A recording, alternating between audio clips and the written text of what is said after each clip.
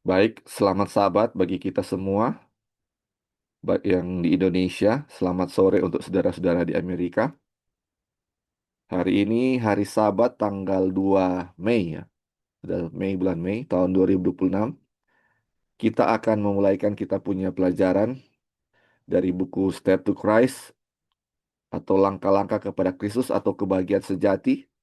Dan saat ini kita sudah di chapter 10 ya. Chapter 9 sahabat lalu sudah selesai.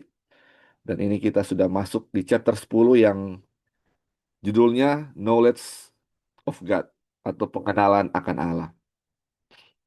Ini jadi di pengenalan akan Allah ini akan ada dua bagian ya. Bagaimana kita bisa mengenal Allah itu seperti apa.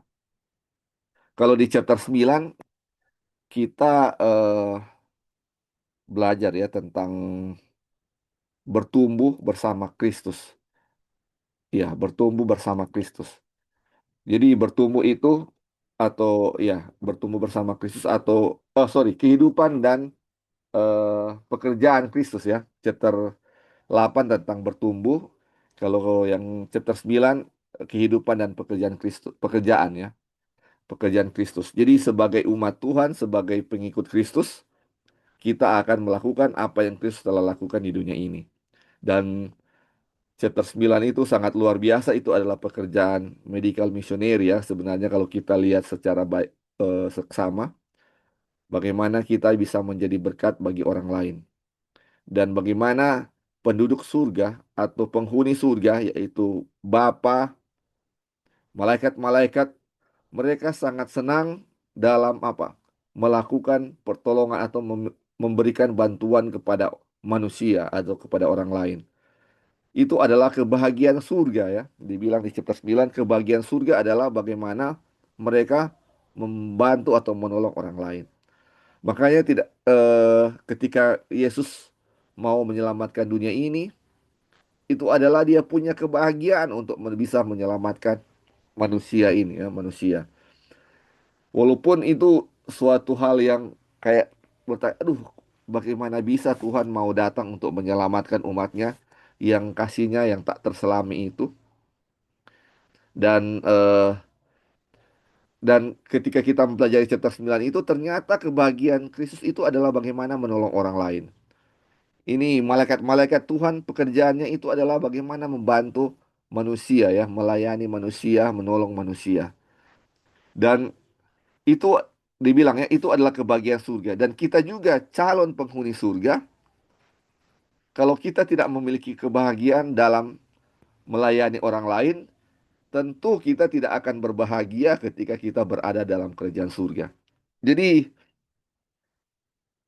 tentu ketika kita masih di bumi ini ya, sebelum kita mau ke surga, masih di dunia ini juga harus menjadi kebahagiaan kita bagaimana kita bisa membantu atau menolong orang lain ya, menolong orang lain. Jadi ketika di Yesus di dunia ini, pekerjaannya selama dia hidup di dunia ini selama 33 tahun adalah bagaimana dia menolong orang lain. Dari kecil dia sudah menunjukkan dia punya hidup yang tidak mementingkan diri sendiri.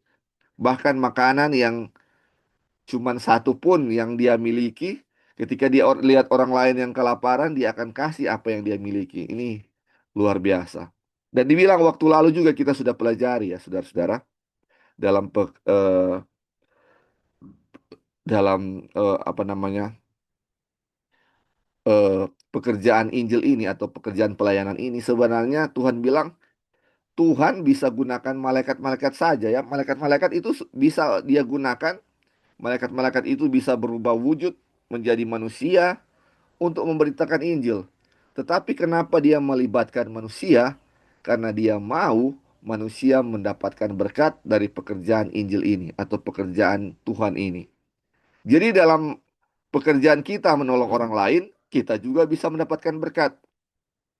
Dan ini di sini ya dibilang yang di chapter 9 ini, dia tidak menitik beratkan bahwa kita itu harus kabarkan firman itu, harus oh kamu harus kasih tahu ini pelajaran tentang apa. Enggak, tapi dibilang bagaimana kita membantu mereka ya.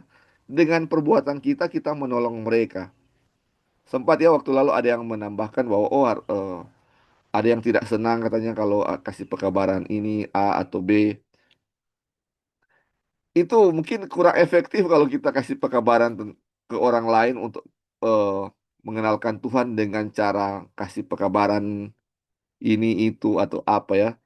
Itu kurang efektif. Tetapi kalau misalnya kita kasih pertolongan, itu adalah pekabaran yang paling efektif kepada orang lain ya. Paling efektif itu adalah dengan memberikan pertolongan atau kebaikan kepada mereka. Dan itu cara yang digunakan Kristus. Bayangkan kalau Kristus datang ke dunia ini, saudara-saudara, coba kita bayangkan dia datang ke dunia ini, dia langsung mengabarkan pekabaran Tuhan. Harus bertobat, harus begini, harus begitu.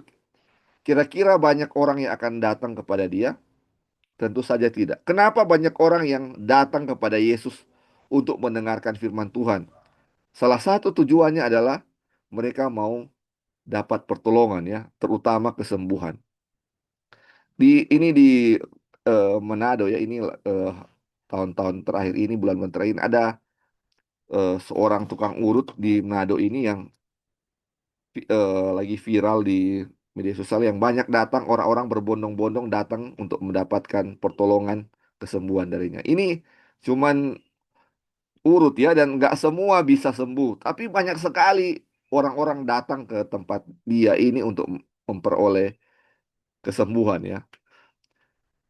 Tapi itu, sedangkan itu nggak semua bisa sembuh ya. Ada yang nggak sembuh, tapi kebanyakan ada yang bisa sembuh. Tapi bayangkan ini Yesus di zaman itu, apapun dia bisa sembuhkan ya saudara-saudara. Bayangkan banyak orang yang rindu untuk datang kepadanya. Dan ketika dia datang ke situ, orang datang ke situ, ketika dia membagikan firman Tuhan, oh banyak orang yang apa? Tertarik untuk mendengarkan firman Tuhan dan diberkati dengan firman Tuhan ya. Mungkin itulah cara-cara Kristus, dan sebagai pengikut Kristus, cara-cara ini adalah cara yang terbaik dalam apa? Mengabarkan Injil. Cara yang terbaik dalam mengabarkan Injil. Oke. Itu adalah pelajaran chapter 9 yang sudah kita pelajari waktu lalu. Dan ini di chapter 10 ini judulnya pengenalan akan Allah. Jadi bagaimana kita bisa mengenal akan Allah ya? Kalau di chapter 1, di chapter 1 kita dibilang bagaimana kita melihat kasih Allah ya. Dari kasih Allah. Dan ini agak-agak mirip chapter 1 ini dengan chapter 10. Kasih Allah dan pengenalan akan Allah. Mari kita lihat ya saudara-saudara. Dan saudara-saudara kembali ini bisa menambahkan, ini adalah Bible study. Silakan bertanya atau menambahkan, atau kita diskusi bersama-sama dengan dari pelajaran yang kita akan pelajari. Baik, dibilang begini. Banyak cara yang digunakan Allah untuk menyatakan dirinya kepada kita dan membawa kita dalam persekutuan dengannya. Alam berbicara kepada indera kita tanpa henti. Hati yang terbuka akan terkesan oleh kasih dan kemuliaan Allah yang dinyatakan melalui karya tangannya. Telinga yang mau mendengar dapat mendengar dan memahami suara Allah melalui hal-hal di alam.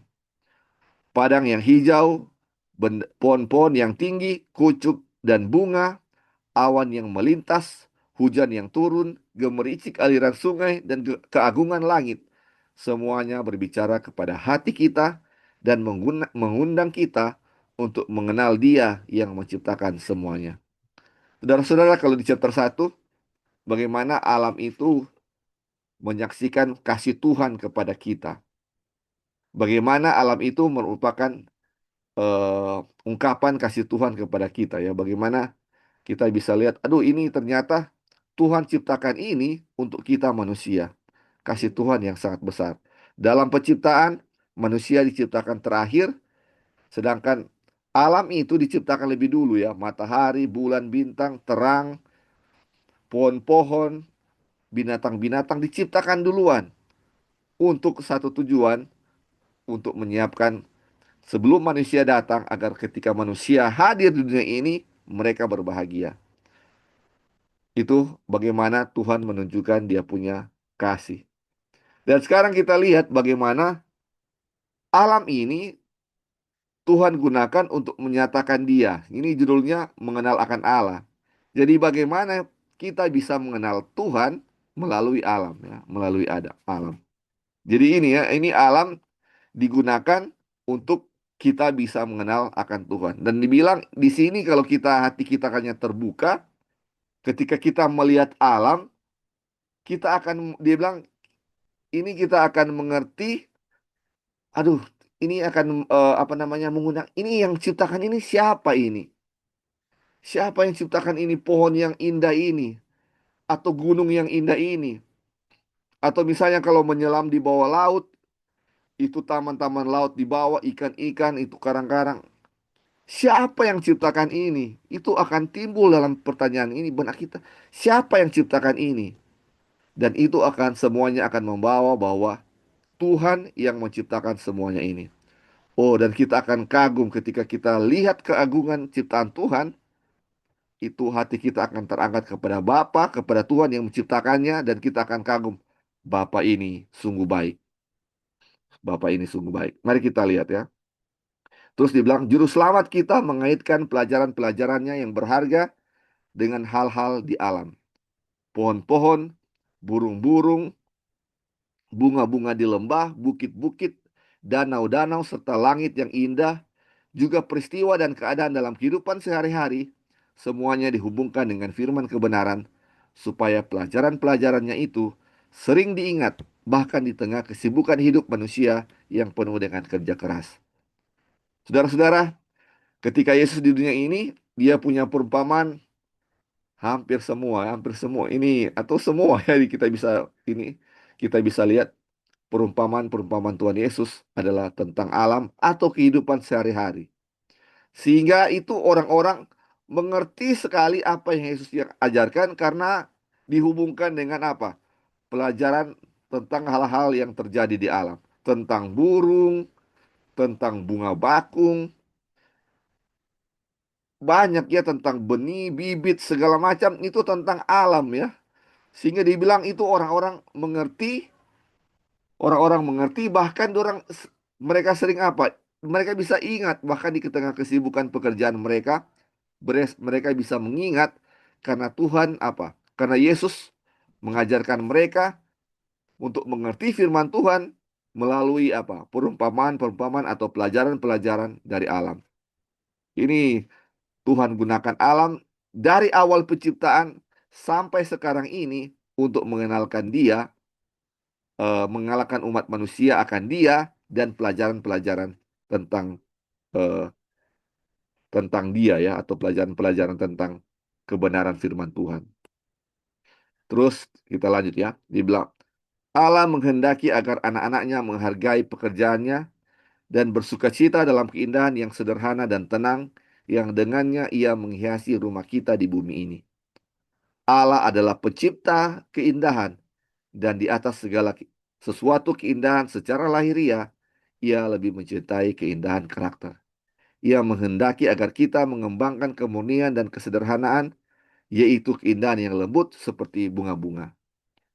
Jadi, saudara-saudara, ketika Tuhan menciptakan bumi ini, ketika Tuhan menciptakan bumi ini di Taman Eden, itu alamnya luar biasa, sangat indah, sangat indah.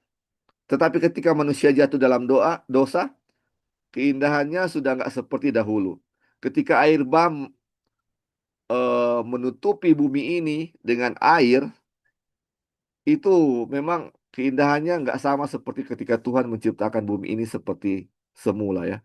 Tapi saudara-saudara, walaupun sudah menurun dia punya keindahan, sudah nggak seperti ketika Tuhan menciptakan bumi ini seperti awal, tetapi bumi ini ada tempat-tempat yang kita bisa lihat yang sangat indah yang ketika kita lihat kita kagum. Aduh, ini sangat luar biasa, sangat luar biasa. Dan dibilang bahwa Tuhan ini pencinta keindahan ya. Dia suka eh sesuatu yang indah-indah ya. Kenapa kita lihat, oh ini indah, kayak gunung ini indah. Banyak pendaki-pendaki gunung yang hobinya mendaki gunung karena mereka suka melihat keindahan alam ya.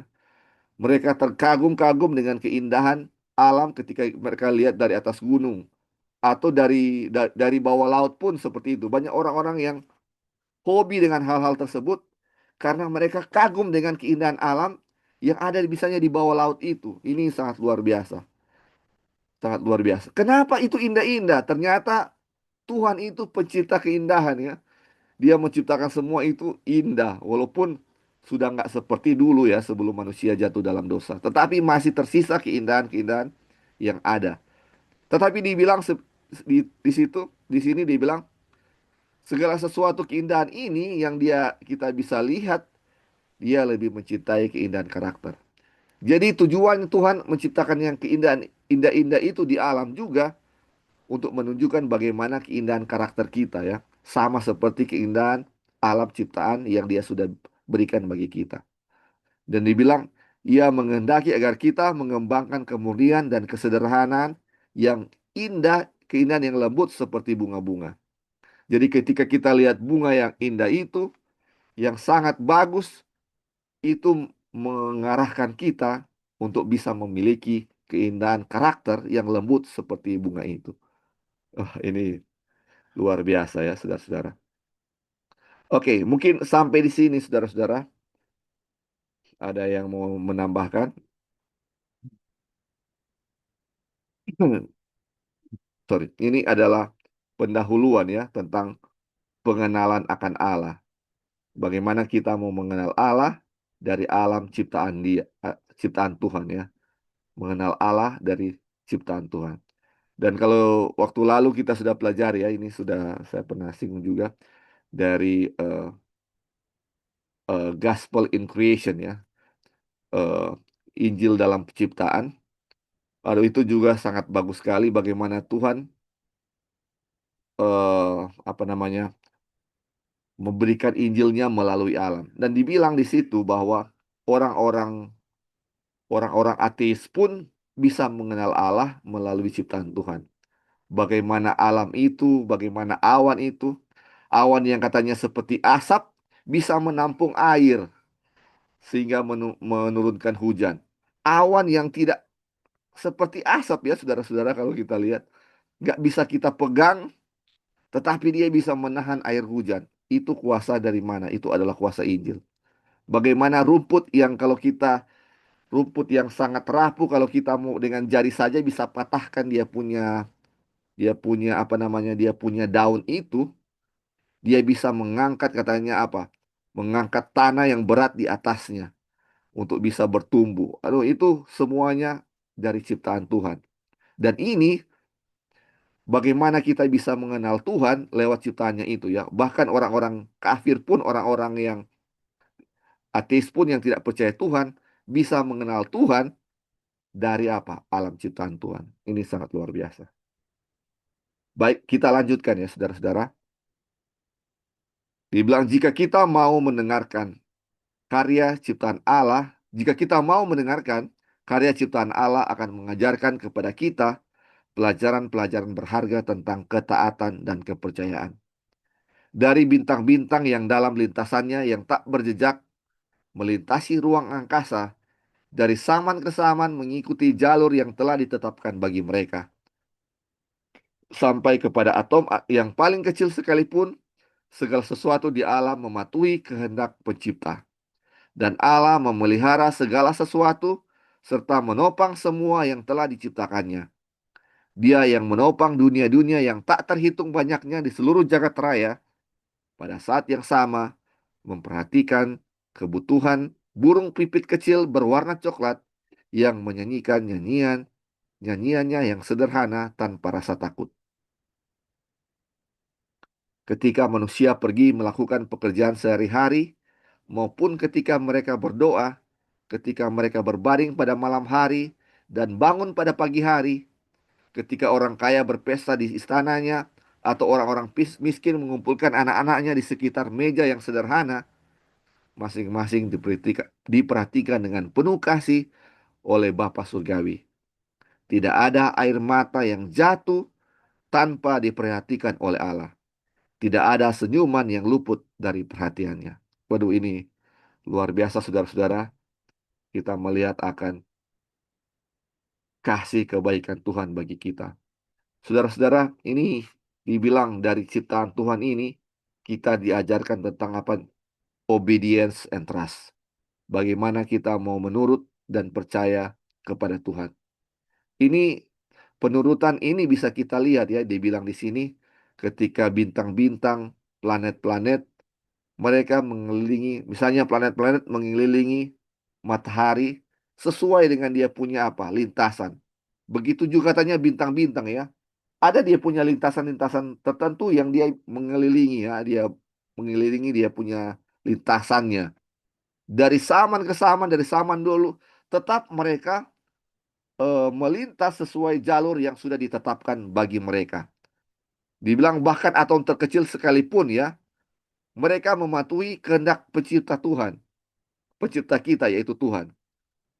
Ini bagaimana dengan kita ya, saudara-saudara, ciptaan yang paling mulia itu. Apakah kita sama seperti ciptaan yang lain itu, seperti bintang-bintang atau atom-atom yang kecil? Apakah kita menuruti apa yang sudah Tuhan tetapkan bagi kita? Ada hal-hal yang Tuhan sudah tetapkan bagi kita. Apakah kita menuruti hal-hal tersebut? Terus di sini dibilang bagaimana juga kasih Tuhan ketika Dia menopang segala sesuatu yang sudah Tuhan ciptakan. Bagaimana lintasan misalnya planet-planet itu tetap melintas, bagaimana bumi tetap berputar pada porosnya. Ini luar biasa. Tetapi hal yang kecil seperti apa ini dibilang burung pipit. Ini eh, dibilang burung pipit berwarna coklat. Itu detail sekali. Burung pipit berwarna coklat. Mungkin ada banyak burung pipit, ada mungkin dengan ada warna-warna yang lain. Tetapi ini ada suatu dia punya lebih lebih eh, apa ya lebih lebih ke satu individu ini ya, burung pipit berwarna coklat ini lebih detail. Ini Tuhan memperhatikan satu ekor burung pipit ini dan di pipit ini dibilang mereka nggak pernah kelaparan, mereka diciptakan Tuhan, mereka disediakan makanan, saudara-saudara. Ini sangat luar biasa ya. Ini diperhatikan oleh Tuhan. Bahkan dibilang bunga bakung di padang itu pun diperhatikan oleh Tuhan. Bayangkan itu ciptaan-ciptaan yang kecil kalau bisa mau dibandingkan dengan manusia itu sangat jauh dia punya perbandingan. Asitoh ya dibilang Tuhan memperhatikan mereka. Dan mereka apa? Menyanyi, memuji Tuhan dengan tanpa rasa takut. Mungkin mereka akan dimangsa oleh pemangsa yang lain, tetapi mereka tidak ada sedikit pun rasa takut karena mereka tahu bahwa Tuhan memperhatikan mereka. Begitu juga dibilang apa katanya? Manusia ya, saudara-saudara. Manusia ketika kita mau tidur, kita bangun, kita mau berdoa, apapun yang kita mau lakukan, Tuhan memperhatikan kita. Dibilang orang, apakah kita orang kaya, orang miskin, orang kaya dengan dia punya kelimpahan di meja makan, dan orang miskin dengan dia punya keterbatasan di dalam meja makannya pun, Tuhan memperhatikan. Tuhan tahu semuanya. Bahkan dia bilang, tidak ada satupun air mata yang apa? Yang menetes atau jatuh tanpa diperhatikan oleh Tuhan. Berarti, saudara-saudara, Tuhan memperhatikan segala sesuatu, penderitaan kita, pergumulan kita. Tuhan tahu semuanya. Dia bilang tidak ada senyuman yang luput dari perhatiannya. Kebahagiaan kita pun Tuhan mengetahuinya. Tuhan menopang kita, memperhatikan kita. Jadi saudara-saudara, sampai di sini, kira-kira adakah yang kita mengkhawatirkan kalau kita tahu bahwa pencipta kita yang luar biasa, yang punya kuasa yang sangat besar, tahu bahwa kita sedang kesusahan, tahu bahwa kita sedang bergumul, tahu bahwa di dapur kita lagi tidak ada beras misalnya, tahu bahwa di dompet kita tidak tidak ada satu sen pun uang di dalamnya. Pencipta kita apa? Tahu, bahkan burung pipit pun tidak pernah dibiarkan kelaparan. Apakah umat Tuhan akan dibiarkan misalnya kita kelaparan? Makanya dibilang, eh, Raja Daud bilang, dari kecil dia tidak pernah lihat apa? Umat Tuhan meminta-minta roti. Karena Tuhan menopang apa? Umat-umatnya. Dia memperhatikan setiap tetesan air mata yang jatuh. Ini luar biasa, saudara-saudara. per individu. Seakan-akan dibilang seakan-akan Tuhan memperhatikan kita, seakan-akan kita hanya seorang diri di bumi ini. Mungkin kita lihat ini di bumi ini sangat banyak sekali yang Tuhan memperhatikan. Aduh, mungkin Tuhan saya luput dari pandangannya. Saya luput dari perhatian Tuhan sehingga kehidupan saya seperti ini. Saudara-saudara, dari pelajaran ini kita bisa lihat bahwa kita tidak luput dari apa? Pandangan mata Tuhan untuk menopang dan menjaga kita. Baik, saudara-saudara, sampai di sini ada yang mau tambahkan? Ya, halo Li. Ya, silakan, silakan. Ya, thank you atas kesempatan. Jadi pas baca lagi yang Lali ada baca tadi di atas dia punya paragraf itu, yang bagaimana pengetahuan akan Tuhan kan dia punya judul The Knowledge of God. Ya, mungkin kita bertanya dalam diri kita, apakah kita tahu mengenai Tuhan gitu. Iya. Jadi mungkin kita hanya, kita nggak ngomong mengenai kalian ya, I'm talking about myself. Mungkin kita hanya tahu mengenai, hanya tahu Tuhan secara intelektual gitu. Jadi untuk mengetahui akan Tuhan itu sebenarnya itu experience gitu. Karena kalau relationship itu kalau kita lihat kasih contoh suami dan istri atau orang muda yang pacaran gitu, itu kan relationship-nya itu bukan hanya intelektual, itu building trust atau building kepercayaan satu sama yang lain. Ada timbal balik, ada timbal balik dalam hubungan relationship gitu. Nah, begitu juga kita dengan Tuhan gitu. Bagaimana Tuhan mau untuk kita mengalami atau ada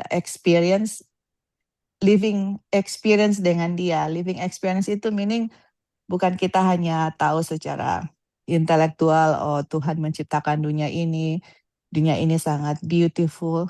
Tetapi yang dia punya inti di situ, kenapa Tuhan mau kasih tahu mengenai ciptaan, mengenai alam. Kenapa? Karena itu di paragraf 86 ayat Self to Christ 86 paragraf 1 di mana itu, Li? 86 di bawah kali ya. Ya. Sesudah purple itu. Ya. Coba turun lagi. Ya, Mungkin ini. belum dibaca, mungkin belum. Oke. Jadi kenapa Tuhan mau memperkenalkan dirinya kepada kita? Kenapa kita harus mempunyai pengetahuan akan mengenai dia? Kenapa kenapa Ellen White introduce mengenai ciptaan Tuhan gitu? Kalau kita lihat itu ciptaan Tuhan di galaksi, di alam semesta ini gitu. Kalau kita lihat video mengenai galaksi di luar sana, kita punya Milky Way. Aduh, luar biasa ya, maksudnya tercengang-cengang bagaimana dia punya rotasi itu, dia punya bintang-bintang, dia punya kita Milky Way itu dia punya galaksi itu luar biasa, dan semua itu berputar pada porosnya, nggak ada yang bertabrakan, nggak ada kerusakan atau destroy atau anything. Itu kenapa? Karena Tuhan yang uphold, Tuhan yang bahasa Indonesia apa ya? Menopang ya.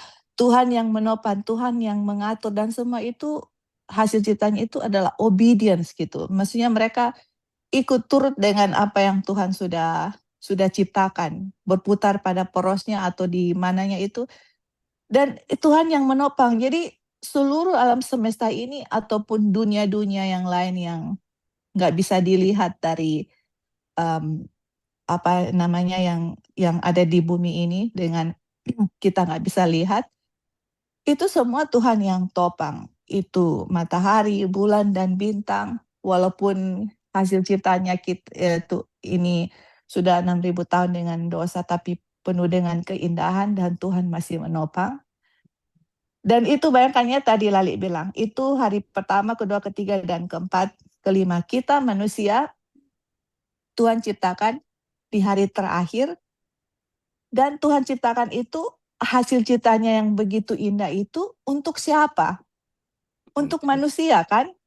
Dia punya crown of glory, dia punya ciptaan yang luar biasa yang diciptakan based on his image untuk diberikan kepada kita. Nah, bayangkan kalaupun ciptaannya itu Tuhan topang, burung pipit pun itu Tuhan perhatikan, how much more kita manusia yang diciptaan, dia punya ciptaannya yang dia punya ciptaan yang the best of all gitu.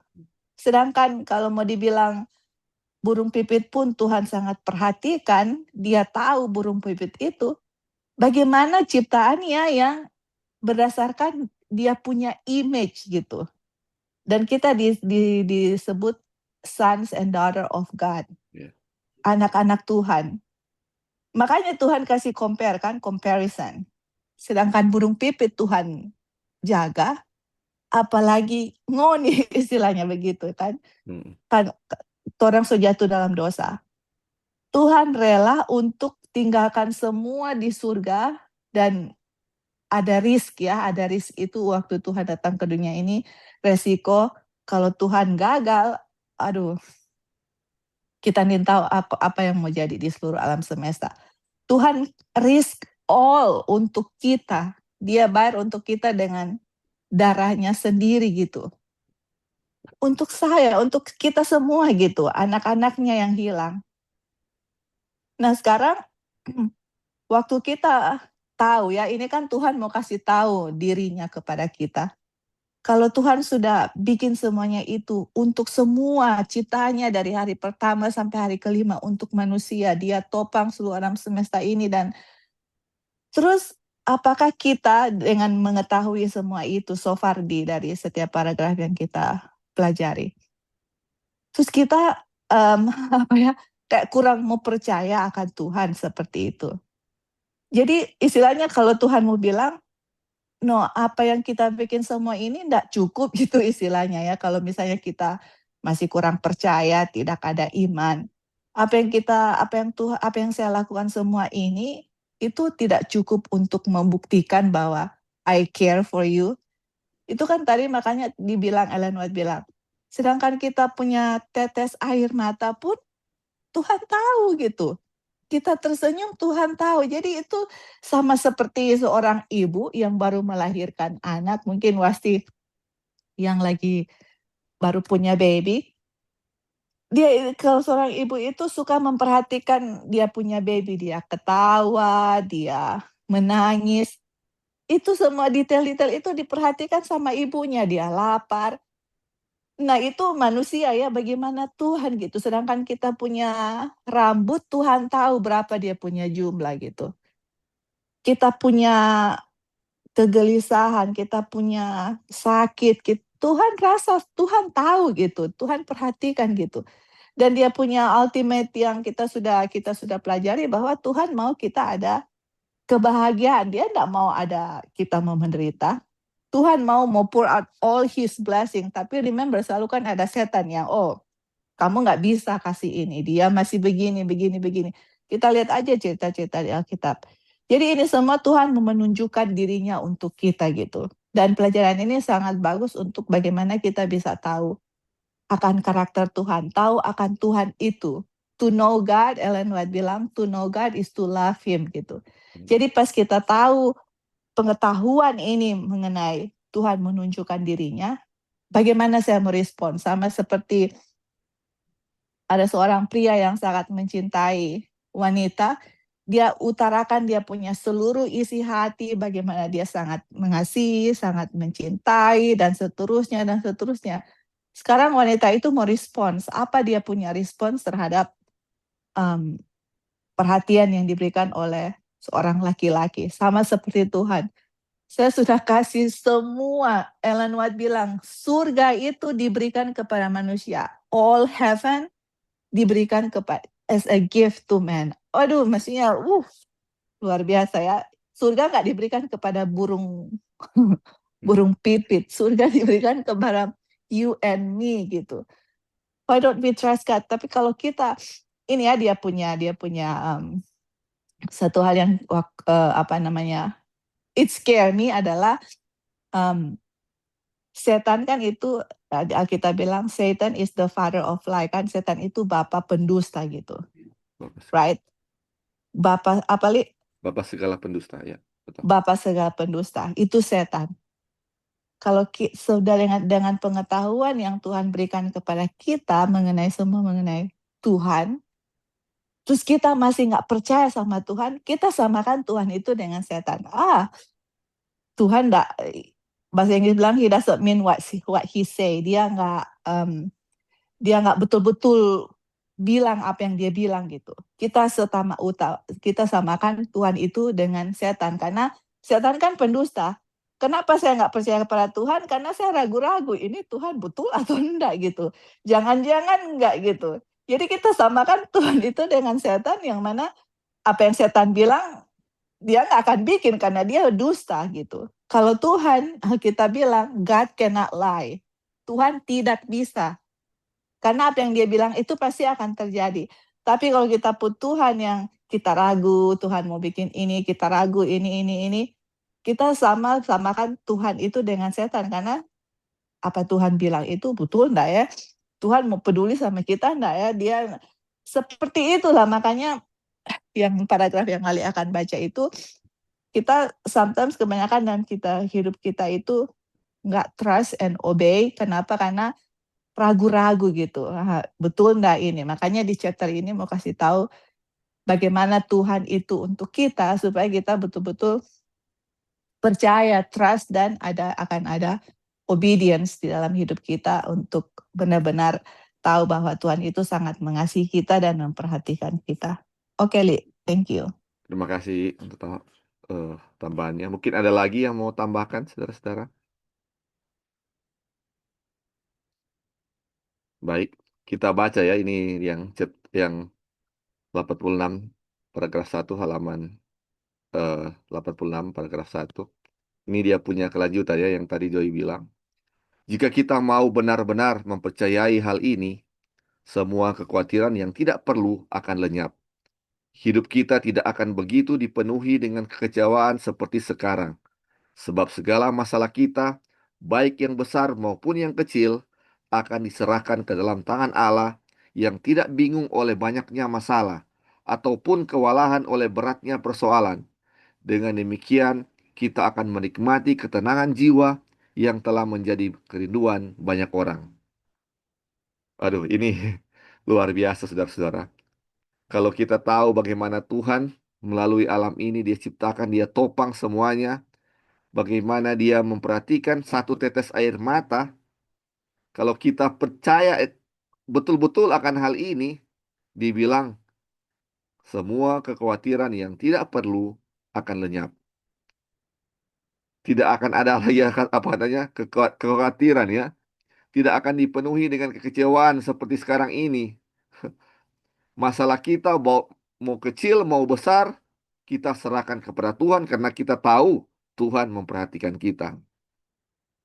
Ini kadang-kadang saudara-saudara, kalau kita mau cerita kepada manusia atau orang-orang tertentu yang kita percaya, kadang-kadang orang itu mungkin sudah banyak masalah, ada masalah lain yang sedang dia urus. Atau dia sudah banyak masalah yang dia urus. Dan mungkin kita punya masalah ketika kita ceritakan kepada dia, ini nggak apa namanya terabaikan mungkin ya. Tetapi kita harus tahu Tuhan ini dia bukan orang yang katanya bingung karena banyak masalah atau orang yang aduh ini terlalu banyak masalah yang saya yang saya mau selesaikan. Bukan seperti itu. Tuhan itu tidak seperti itu. Dia datang, dia bisa menyelesaikan apapun masalah kita. Walaupun banyak masalah yang dia selesaikan, tetapi dia tidak kewalahan. Dia ini Tuhan yang penuh kuasa ya saudara-saudara. Tuhan yang penuh kuasa yang bisa melakukan apa saja. Bayangkan segala bumi ini hanya dengan firman-Nya saja dia bisa ciptakan. Apalagi masalah-masalah kita itu masalah kecil bagi dia. Bukan suatu persoalan yang besar. Terus dibilang, kalau kita tahu ini bahwa Tuhan akan menyelesaikan semua masalah kita, kita akan menikmati katanya apa? Ketenangan jiwa yang ini dirindukan oleh banyak orang. Semua orang merindukan ketenangan jiwa ini dan dia punya jalan keluar hanyalah kepada Tuhan. Ini saudara-saudara kalau kita lihat ya, ini pembahasan tentang kebahagiaan sejati ini atau step to Christ ini, bagaimana kita bisa memiliki kebahagiaan sejati. Ini dari chapter 1 ya kita lihat bagaimana lihat Tuhan punya kebaikan yang menuntun-nuntun. Dan chapter 1 tentang dia singgung tentang alam juga ya, tentang kebaikan Tuhan di alam. Dan di chapter 10 ini kembali lagi ke alam. Dari mana di alam kita lihat kebaikan Tuhan, di alam juga kita lihat kebaikan Tuhan. Aduh, ini kebaikan Tuhan ini memang seperti tangga ya, saudara-saudara yang kita harus tapak, harus lewat semuanya itu. Dan itu benar-benar akan membawa kita kepada suatu hal yang apa namanya, membawa kita kepada suatu fokus bagaimana kita bisa mengenal ini akan Tuhan ini ya. Mengenal Tuhan ini dari alam ini kita bisa dapat banyak hal ya, banyak hal. Dan tujuan kita ya setelah ini, setelah kita melewati banyak tangga itu, misalnya kita ketika kita ada pertobatan, ada penyerahan diri, ada pengakuan, ada ujian-ujian, kembali lagi bagaimana ketika kita balik ke alam kita lihat kebaikan Tuhan itu seperti apa. Kebaikan Tuhan seperti apa. Dan percayalah setiap tangga yang kita lewati atau setiap langkah yang kita lewati untuk menuju kepada kebahagiaan sejati, ini kita bisa lihat bagaimana Tuhan punya kebaikan. Kita harus kembali ke kebaikan Tuhan itu seperti apa, bagaimana Dia menyertai kita dalam setiap masalah kita. Dan disitulah kita bisa mendapatkan kebahagiaan sejati. Ada hal-hal yang kita akan lihat lagi ya, masih ada 3 chapter, bagaimana bisa memiliki kebahagiaan yang sejati. Kebahagiaan yang betul-betul berasal daripada Tuhan. Dan ini kita sebagai umat Tuhan yang sudah melihat kebaikan Tuhan, ini sebenarnya tidak perlu ada apa? Kekhawatiran-kekhawatiran yang tidak perlu. Apa itu kekhawatiran-kekhawatiran yang tidak perlu? Apakah kita akan makan? Apa yang kita akan memakan besok? Mungkin ada masalah-masalah dalam rumah, dalam keluarga kita atau rumah tangga kita. Dibilang baik besar maupun kecil, serahkanlah kepada Tuhan. Kita percaya dia akan mampu untuk apa? Menyelesaikan itu. Sedangkan menciptakan bumi ini dia bisa ciptakan, apalagi dengan masalah-masalah kita ya. Itu suatu hal yang kecil bagi dia untuk bisa apa? Diselesaikan asal kita apa? Percaya akan dia yang mengasihi kita. Terus kita lanjut. Dia bilang ketika panca indera kita terpesona dengan keindahan yang menarik dari dunia ini, bayangkan dunia yang akan datang yang tidak pernah mengenal kebinasaan akibat dosa dan maut, di mana wajah alam tidak lagi dibayangi oleh kutuk. Biarlah imajinasimu melukiskan rumah bagi orang-orang yang diselamatkan, dan ingatlah bahwa itu akan lebih mulia daripada yang digambarkan oleh bayanganmu yang paling indah. Dalam berbagai kasih karunia di Allah di alam, kita hanya melihat pantulan yang sangat samar dari kemuliaannya. Ada tertulis apa yang tidak pernah dilihat oleh mata dan tidak pernah didengar oleh telinga dan yang tidak pernah timbul dalam hati manusia, semua yang disediakan Allah untuk mereka yang mengasihi Dia. Saudara-saudara, kembali ya kita ingatkan bahwa Tuhan itu dia punya tujuan satu untuk kita, kebahagiaan manusia. Kebahagiaan manusia. Ini kembali ya, ketika dia menciptakan dunia ini, dia ciptakan segala sesuatu alam yang indah di Taman Eden, binatang-binatang untuk kebahagiaan manusia. Ketika manusia jatuh dalam dosa, dia ada rencana keselamatan, ada rencana penebusan supaya manusia tidak binasa, supaya manusia bisa diselamatkan dan kembali lagi supaya manusia bisa berbahagia. Dan ketika ini Tuhan ingin memulihkan manusia kembali ya sama seperti ketika dia ciptakan sedia kala. Dan itu adalah dia punya tujuan adalah bagaimana manusia kembali bisa berbahagia. Dan dibilang supaya manusia ini bisa berbahagia, dia ciptakan apa? Dia tempat tinggal ya di dunia yang akan datang bagi kita. Dunia ini sudah tercemar oleh dosa, tercemar oleh dosa. Dan dia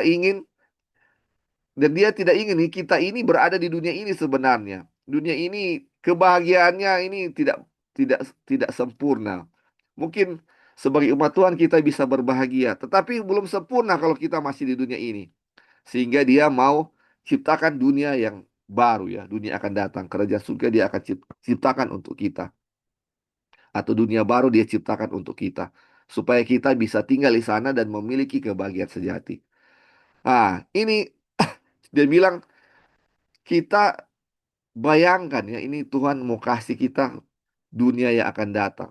Sebuah dunia yang tidak ada kematian.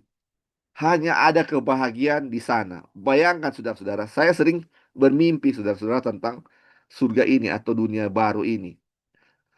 Aduh, dan baru saya punya imajinasi tentang keindahan surga itu seperti apa. Dibilang bahwa apa yang manusia bayangkan itu jauh lebih indah daripada yang Tuhan sudah apa siapkan bagi kita. Sedangkan apa yang saya pribadi saya bayangkan surga itu seperti apa sudah sangat indah, sangat bahagia di sana. Apalagi yang dia punya asli, dibilang tidak pernah terpikirkan atau apa dibayangkan oleh manusia. Bayangkan itu jauh-jauh lebih, waduh, jauh-jauh lebih indah, jauh-jauh lebih lebih mulia daripada apa yang kita bayangkan. Bayangkan dia bilang, apa yang tidak pernah dilihat oleh mata dan didengar oleh telinga, dan yang tidak pernah timbul dalam hati manusia, semua yang disediakan Allah untuk mereka yang mengasihi dia. Jadi ini luar biasa, saudara-saudara. Kebaikan Tuhan ini sangat luar biasa.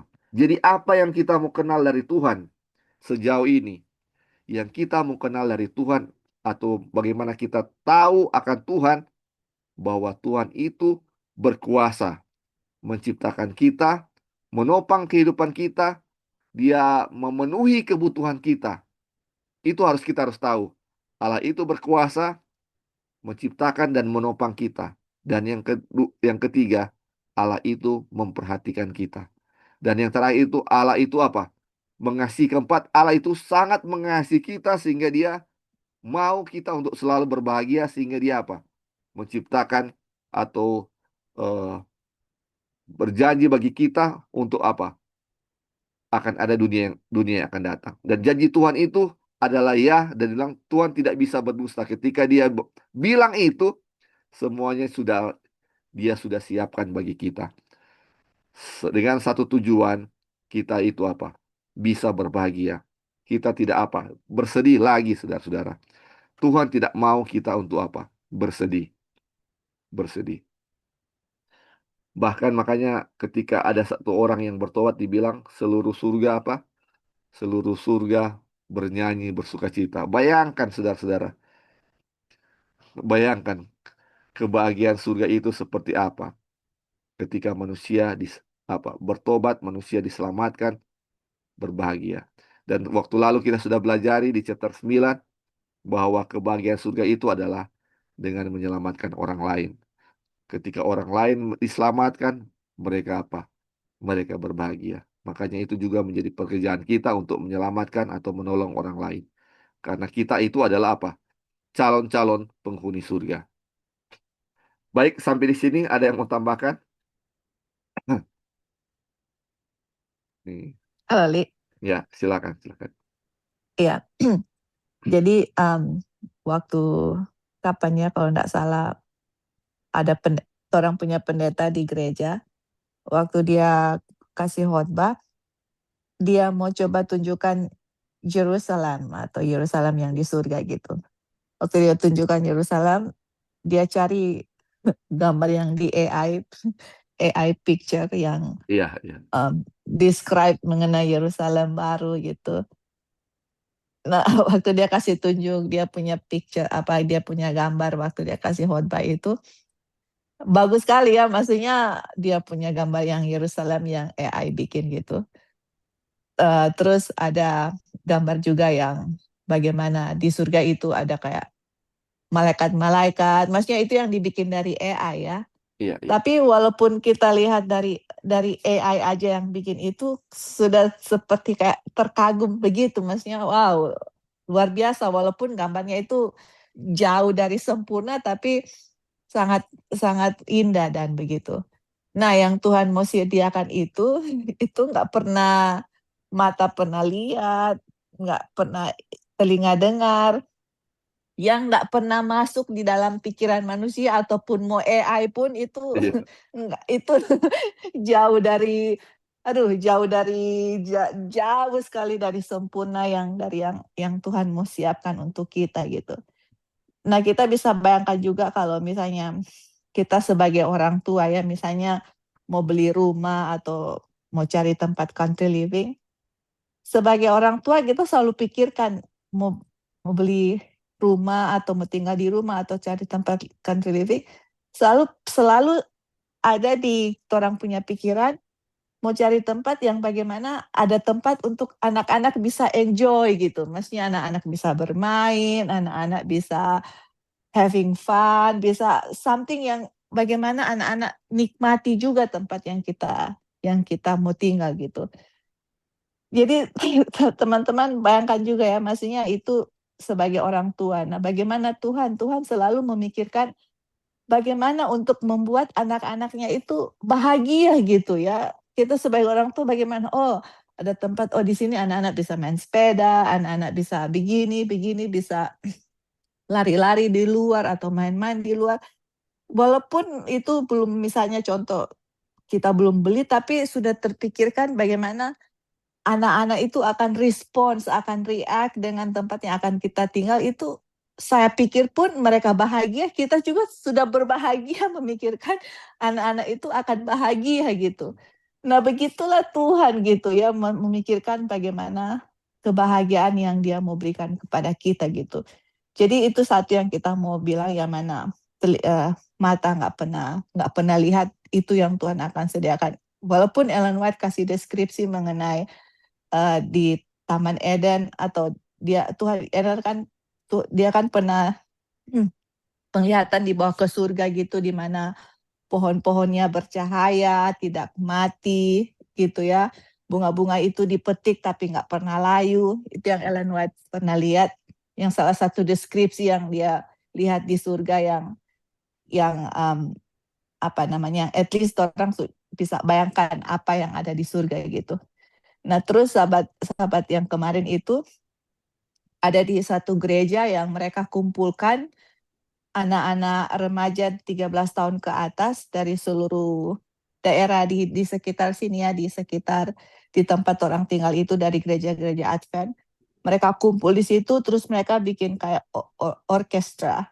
Orkestra itu anak-anak main violin, main piano, main cello, main segala macam suling dan segala macam apa namanya alat-alat musik. Mereka kumpulkan itu ada satu dua tiga ada beberapa ibu-ibu yang mereka punya talent di musik itu yang ada orang yang sebagai guru musik dan gitu mereka bikin satu grup untuk teach itu anak-anak dalam 1 minggu. Mereka menyanyi, main-main, mereka punya instrumen, bikin kayak choir yang besar, yang orkestra begitu. Sudah tahun ketiga atau keempat mereka bikin itu. Jadi setiap mereka bikin performance itu bagus sekali ya. Jadi sahabat lalu apa 2 sahabat lalu ya, kita pergi di orkestra itu, namanya Sing for Joy, mereka bikin Sing for Joy, dan sangat bagus sekali mereka bikin itu, dan itu guru yang ajar musik itu selalu bilang kalau mereka perform, nggak boleh ada yang tepuk tangan, karena biasa orang Amerika kalau bagus mereka suka tepuk tangan. Nggak bisa tepuk tangan karena itu semua glory give it to God, itu bagus sekali. Glory yang mereka, apapun mereka bikin, performancenya menyentuh hati manusia itu nggak bisa kasih tepuk tangan, we just have to say amen di dalam hati, atau you can just say amen, kayak begitu.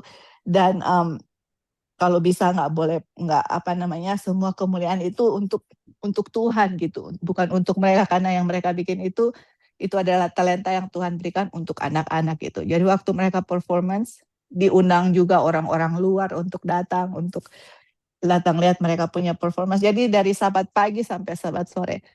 But anyway, waktu mereka nyanyi, teman-teman, mereka alat-alat musik dan semua mereka nyanyi itu, aduh, kalau mereka mau mendengar mereka nyanyi, mereka main musik itu sepertinya kayak apa ya, kita mau bilang kayak seperti kita rasa seperti malaikat juga nyanyi dan bergema, mereka punya suara dengan musik.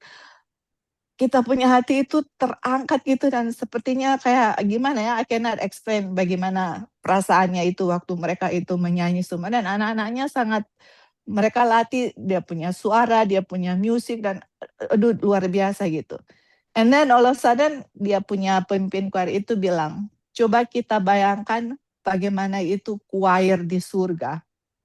Wah, sama dengan ini yang kita baca ini. Bayangkan itu kita spend eternity, kita menyanyi, dan malaikat itu kan mereka punya suara itu bagus sekali. Lucifer itu kalau tidak salah ya, yang Ellen White describe, satu kali menyanyi dia bisa empat suara bisa menyanyi gitu.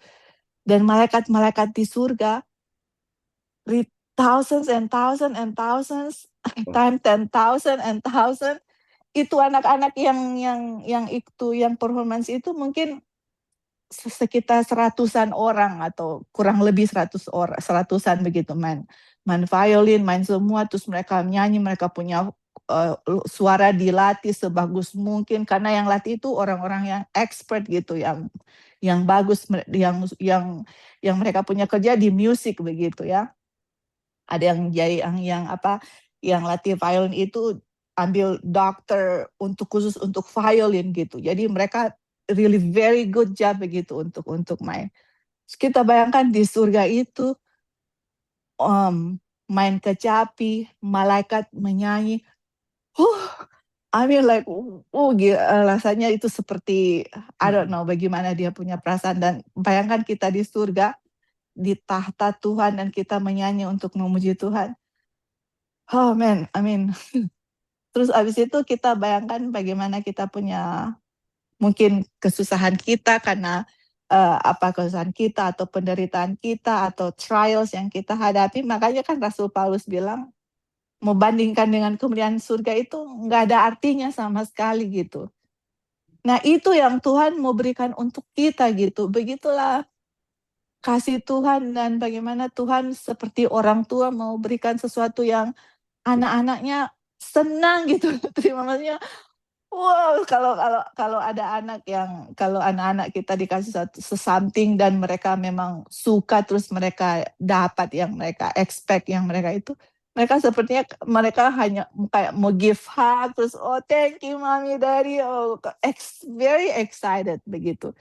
Nah seperti itu yang Tuhan mau untuk kita enjoy for eternity, untuk selama-lamanya. Aduh luar biasa. Jadi ya itulah Tuhan mau menyatakan dirinya kepada kita bahwa He's loving God, dan Dia mau untuk memberikan kepada kita ini yang kita mau sediakan. Apapun yang Ngoni lihat di dunia ini, yang Ngoni dengar itu choir atau apa, itu tidak ada bandingnya dengan apa yang akan kalian dengar atau lihat di surga gitu. Begitu majestic, begitu luar biasa yang Tuhan akan prepare untuk kita anak-anaknya gitu.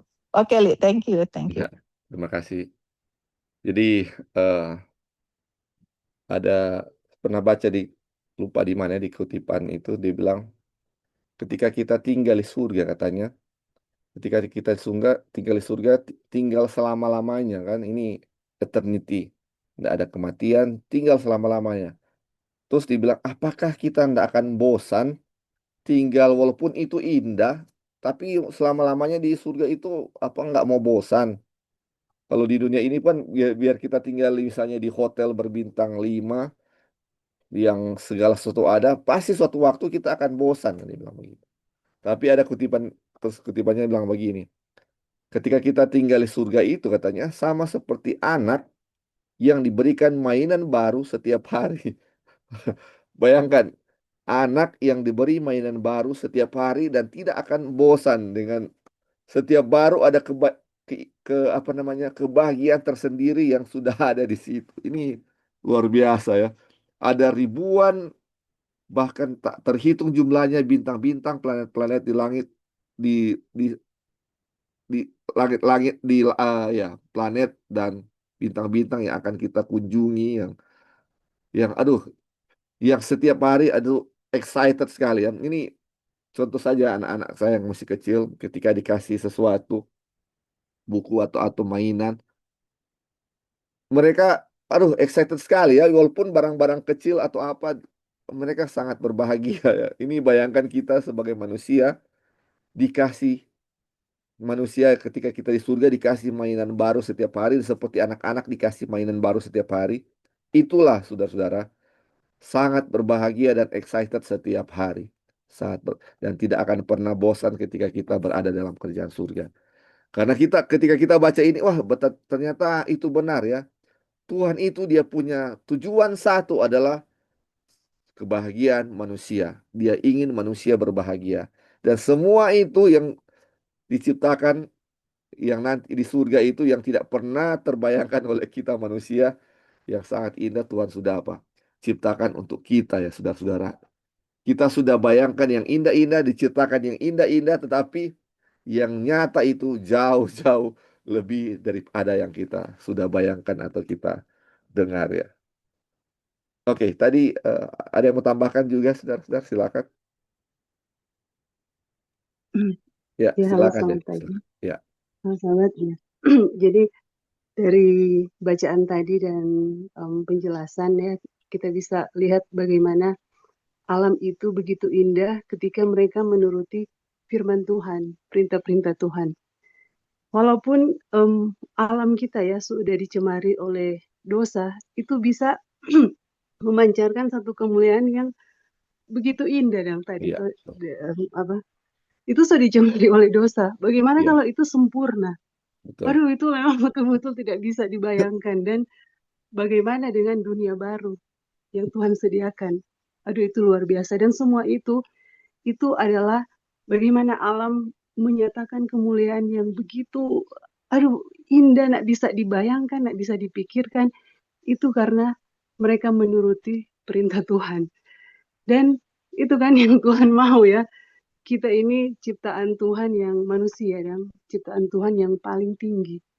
Iya, Kalau orang menuruti perintah Tuhan, sebenarnya aduh kemuliaan yang mau terpancar itu lebih dari alam yang tong bisa saksikan begitu mulia. Itu kerinduan Tuhan. Karena itu dari pelajaran-pelajaran ya yang orang sudah pelajari setiap firman Tuhan ya semua itu kalau orang bisa melihat ya dengan begitu jelas dan begitu terang kasih Tuhan, nah ada lagi keraguan orang untuk menuruti perintah Tuhan. Jadi di dalam tongpe kehidupannya, di dalam keluarga, Tuhan so kasih perintah-perintah ya. Istri tunduk kepada suami sama seperti jemaat tunduk kepada Kristus.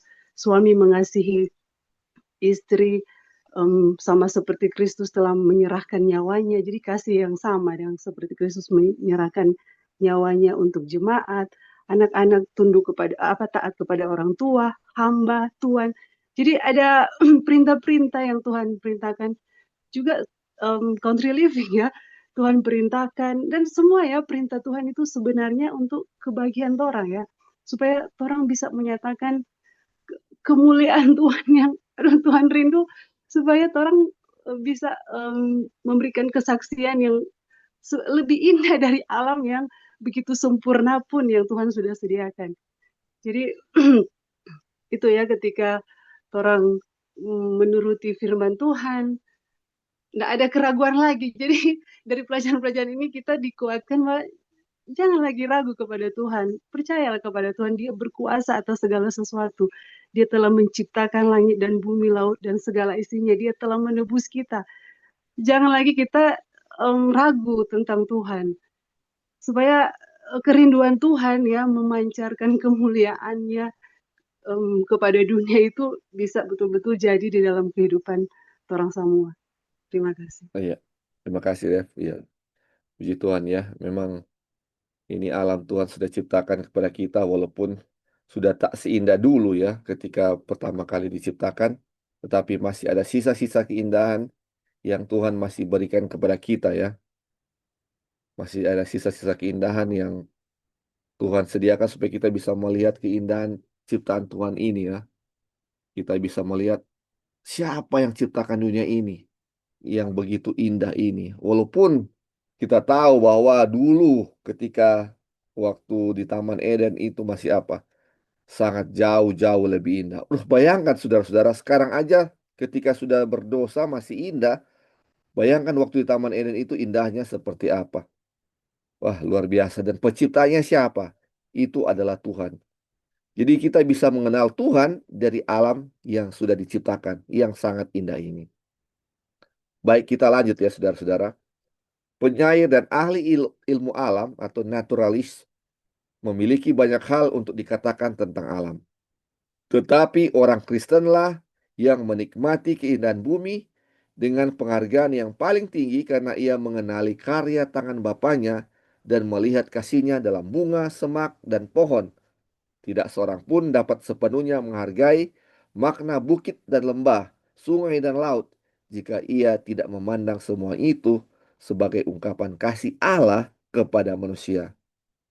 Saudara-saudara, orang Kristen sebenarnya haruslah paling apa? Mengerti dan menghargai ini apa? Keindahan alam ini. Ini orang Kristen, saudara-saudara. Karena mereka tahu bahwa ini adalah ungkapan kasih Tuhan kepada manusia. Ungkapan kasih Tuhan kepada manusia. Jadi ketika Tuhan ciptakan matahari atau terang bulan pada hari pertama, baru tumbuh-tumbuhan hari ketiga, matahari, bulan, dan bintang hari keempat. Itu untuk menyiapkannya bagi manusia. Itu adalah bentuk kasih Allah kepada manusia. Aduh, ini luar biasa. Kasih Tuhan pada manusia ini banyak sekali yang dia sudah kasih. Itu yang bisa dilihat, saudara-saudara. Itu yang bisa kita lihat dari alam ciptaan Tuhan ini. Apalagi dari hal-hal yang tidak kita bisa lihat dengan mata. Bagaimana penyertaan Tuhan kepada kita itu adalah bentuk kasih Tuhan kepada manusia. Tetapi manusia yang berdosa ini tentu mau apa yang bisa dilihat dulu ya. Apa yang dilihat. Lebih percaya kepada apa yang dilihat. Jadi alamlah yang paling cocok untuk bisa kita lihat akan kasih Tuhan itu.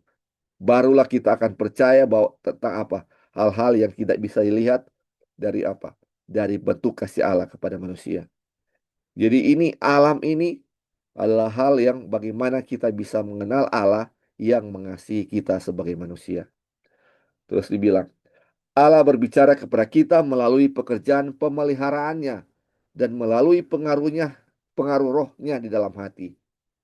Dalam keadaan dan lingkungan kita, dalam perubahan-perubahan yang terjadi setiap hari di sekitar kita, kita dapat menemukan pelajaran-pelajaran yang berharga jika hati kita terbuka dan memahaminya. Pemazmur ketika menelusuri pekerjaan pemeliharaan Allah berkata, bumi penuh dengan kasih setia Tuhan. Siapa yang bijaksana, biarlah ia memperhatikan semua ini, maka akan memahami kasih setia Tuhan.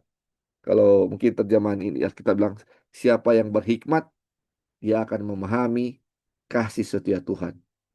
Jadi saudara-saudara, alam ini, lingkungan kehidupan kita sehari-hari, ketika kita lihat ini bumi yang penuh dengan kasih setia Tuhan ini. Tuhan ciptakan gunung, ciptakan pohon, ciptakan laut. Dia punya keindahan bawah laut. Itu adalah bentuk kasih sayang Tuhan kepada kita. Kalau kita dibilang kalau kita berhikmat, kalau kita yang bijaksana, ketika kita perhatikan semua itu, waduh, ini adalah apa? Kasih setia Tuhan kepada kita. Ini berbicara, alam berbicara tentang kasih Tuhan kepada manusia. Oke, mungkin sampai di sini ada yang mau tambahkan, saudara-saudara?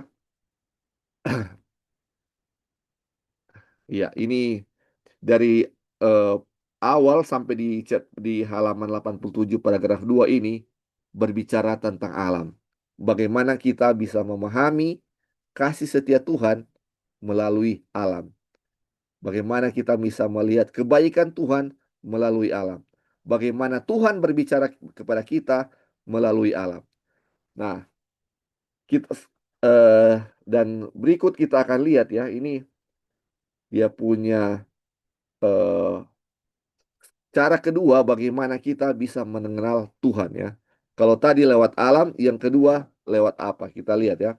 Mungkin kita baca satu paragraf dan kita akan lanjut minggu depan karena waktu sudah setengah sembilan, sudah mau setengah sembilan. Kita akan lihat. Dibilang, Allah berbicara kepada kita melalui firman-Nya. Di sini kita memiliki garis yang lebih jelas tentang pernyataan karakternya, tentang caranya berurusan dengan manusia, dan tentang pekerjaan besar penebusan. Di sini terbuka bagi kita sejarah para nabi, para bapa dan nabi, serta orang-orang kudus lainnya di zaman dahulu. Mereka adalah manusia yang memiliki kelemahan yang sama seperti kita. Yakobus 5 ayat 17. Kita melihat bagaimana mereka bergumul melewati keputusasaan seperti yang kita alami. Bagaimana mereka jatuh dalam pencobaan seperti yang kita alami. Namun kembali dikuatkan dan menang melalui kasih karunia Allah. Dan ketika kita memandang hal itu, kita dikuatkan dalam usaha kita untuk mencapai kebenaran. Ketika kita membaca tentang pengalaman-pengalaman berharga yang diberikan kepada mereka, tentang terang, kasih, dan berkat yang mereka nikmati, serta tentang pekerjaan yang mereka lakukan melalui kasih karunia yang diberikan kepada mereka, maka roh yang mengilhami mereka menyalakan api kerinduan kudus dalam hati kita dan menumbuhkan keinginan untuk menjadi seperti mereka dalam tabiat, seperti mereka berjalan bersama Allah. Jadi saudara-saudara, hal yang kedua bagaimana kita bisa mengenal akan Allah adalah dengan membaca firman Tuhan. Dan dibilang di sini saudara-saudara, ini kita akan lihat banyak hal ya. Tetapi di hal yang pertama adalah bagaimana ketika kita membaca firman Tuhan, yang kita bisa lihat adalah bagaimana pengalaman-pengalaman para nabi, bapak-bapak, atau melihat bagaimana ya pengalaman-pengalaman orang kudus lainnya di dalam Alkitab. Mereka para nabi, para bapak, orang-orang kudus yang tercatat dalam Alkitab yang kita baca adalah manusia-manusia yang memiliki kelemahan sama seperti kita. Kita tidak ada bedanya dengan mereka.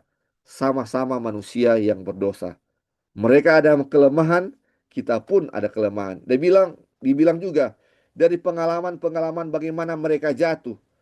Sebagaimana kita pernah jatuh, mereka pun pernah jatuh. Mereka mengalami pencobaan, kita pun mengalami pencobaan yang sama yang mereka alami, saudara-saudara. Tetapi kita melihat bagaimana ketika mereka jatuh, mereka putus asa, tetapi mereka bisa bangkit kembali, mereka dikuatkan oleh kasih karunia Allah. Dan itu pengalaman mereka menjadi kekuatan kita. Menjadi semangat. Aduh, mereka juga sama seperti kita. Mereka lemah, mereka jatuh, dan mereka kembali bisa apa? Dikuatkan. Jangan kita lihat Abraham itu, oh dia sangat beriman. Kita bisa melihat bahwa Abraham pun manusia lemah dan berkali-kali jatuh di hal-hal yang sama. Tetapi dia kembali bangkit dan dia bertobat akan dia punya kesalahan. Raja Daud, manusia yang paling banyak dia punya dosa. Kedosanya sangat-sangat banyak, tetapi adalah manusia yang pertobatannya yang paling luar biasa. Dari pengalaman-pengalaman mereka, itu menjadi kekuatan kita. Dibilang kita dikuatkan dalam usaha kita mencapai kebenaran. Dari mana kita bisa tahu kisah-kisah mereka ini? Tentu dari firman Tuhan. Kita bisa membacanya, mengenal akan Tuhan, bagaimana dia menuntun manusia-manusia zaman dahulu atau orang-orang para nabi dan bapa atau orang-orang kudus lainnya di zaman dahulu. Bagaimana Bapa memimpin mereka, Bapa yang sama, roh yang sama yang sudah memimpin mereka, roh yang sama akan memimpin kita saat ini. Jadi ini adalah kekuatan kita ya, mengenal akan Tuhan. Dia punya kasih setia itu sangat luar biasa dari dahulu hingga sekarang. Dia menciptakan alam untuk mengenalkan dia punya karakter kepada kita, menunjukkan kasihnya kepada kita, dan bagaimana kitab suci juga yang mencatat pengalaman-pengalaman menunjukkan kasih setianya kepada kita saat ini. Waduh, puji Tuhan, saudara-saudara. Dan ini bacaan kita sampai di sini ya, saudara-saudara. Kita akan lanjutkan minggu depan karena sudah waktunya. Sebelum kita tutup, saudara-saudara, mungkin ada yang mau tambahkan atau bertanya atau yang kita perlu bahas ini sedikit diskusikan sebelum kita tutup dalam doa.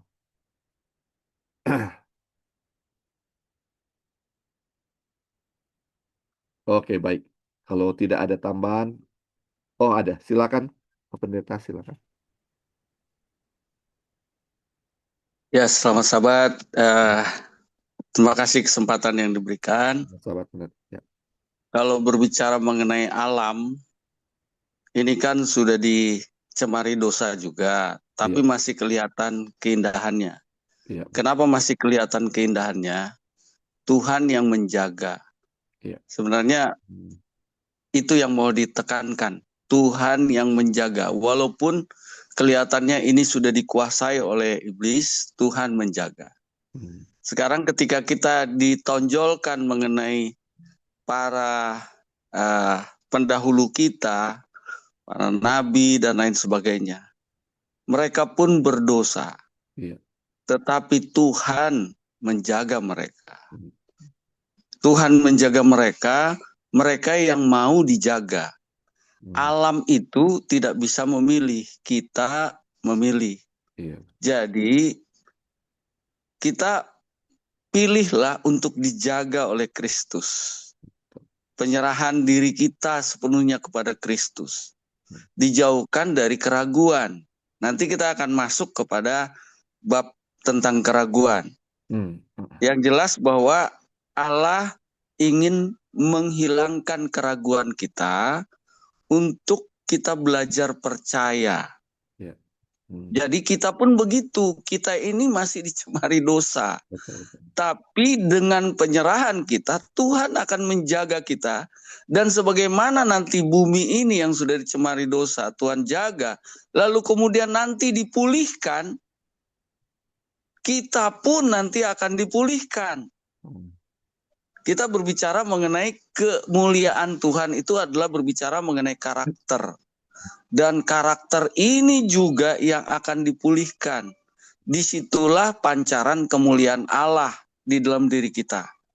Kalau alam kita lihat keindahannya ya dari bagaimana indahnya alam tersebut. Tapi manusia dilihat keindahannya, kemuliaan untuk Allahnya adalah dari memancarkan karakter Allah. Apakah kita bisa memancarkan karakter Allah? Allah yang menjanjikan pemulihan itu asalkan kita memang menyerahkan diri sepenuhnya kepada tangan Tuhan. Jadi hilangkan keraguan, percaya sepenuhnya kepada Tuhan. Mungkin itu dulu yang bisa saya tambahkan. Terima kasih. Amin, puji Tuhan. Terima kasih pendeta. Sangat jelas ya yang dia punya inti dari pelajaran ini. Sebenarnya pelajaran dari chapter 1 sampai chapter 10 bagaimana itu penyertaan Tuhan kepada kita ya. Ini judulnya langkah-langkah kepada Kristus. Mungkin lebih cocok langkah-langkah bersama Kristus. Dari awal sampai ke chapter 10 ini atau langkah ke 10 ini bagaimana penyertaan Tuhan kepada kita ya. Ini tentang alam juga ini seperti pendeta bilang tadi. Bagaimana kita bisa melihat keindahan alam sekarang ini karena Tuhan yang menjaga. Alam itu tetap indah sampai sekarang walaupun sudah tercemar oleh dosa. Tidak seindah dulu tapi kita lihat sekarang masih indah ya. Apalagi setelah pemulihan nanti alam akan dipulihkan, begitu juga manusia akan dipulihkan.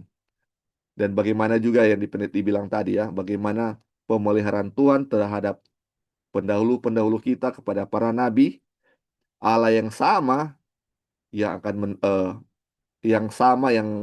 menuntun mereka, Allah yang sama juga akan menuntun kita. Bagaimana penyertaan Tuhan itu kepada kita sangat luar biasa.